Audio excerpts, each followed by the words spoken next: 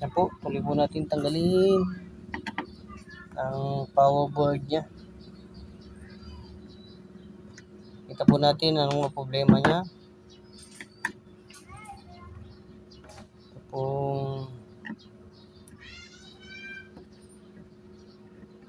power supply. Ito po yung power supply niya. Yan. Yan po. Yan po ang nakita natin problema. Ito pong mga capacitor nito.